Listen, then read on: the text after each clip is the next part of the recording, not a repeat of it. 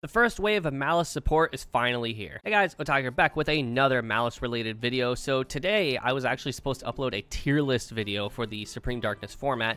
However, Konami decided to grace us with the first wave of Maliss support in Alliance Insight. So I decided, let's take a look at it while it's still fresh. But before we do, I have noticed that a great deal of you that watch my content are not currently subscribed to the channel. And if you like competitive-based content, or even just deck lists, consider subscribing to the channel and supporting the channel so I continue to make videos like this one. All right, so we were given 2 new cards in Alliance Insight. We will not be seeing Alliance Insight till May, so these cards won't be relevant or even existent until May. It's going to be a while, but for the most part, these are pretty good cards. We got a monster and a spell. The first one is Maliss P. March Hare. It fits the normal criteria for the Maliss monsters: Dark Cybers, level 3, and then some low attack and defense. You can only use the first and third effect of this card's name once per turn. During the main phase, this is a quick effect. You can banish one other Maliss card from your hand or graveyard, and if you do, special summon this card from your hand. Your opponent cannot target Maliss Link monsters that point to this card with card effects, and if this card is banished, you can pay 300 life points, then target one of your banished Maliss monsters, add it to your hand. Right out the gate, this card is different.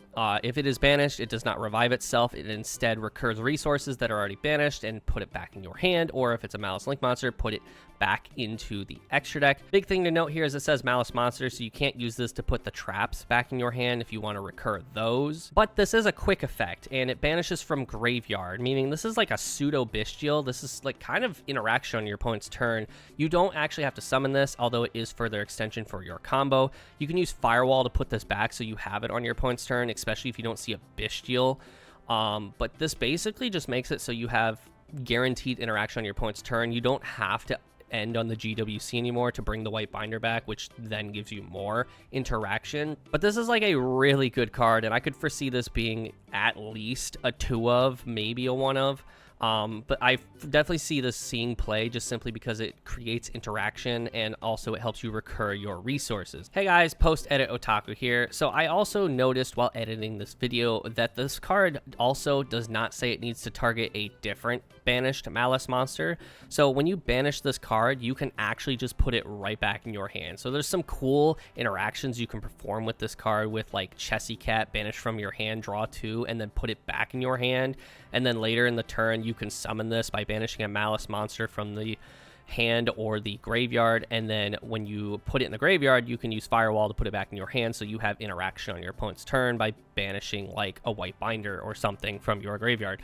This has a lot of really cool application. Again, I could see this being a 1 or a 2 of, but I just wanted to point out it does not say one other Maliss monster, so it can put itself back in your hand. And the second card for the support, there are only 2, is Maliss in the Mirror. It's a quick play spell, meaning we can search this off Red Ransom. We don't need to just search the field spell anymore.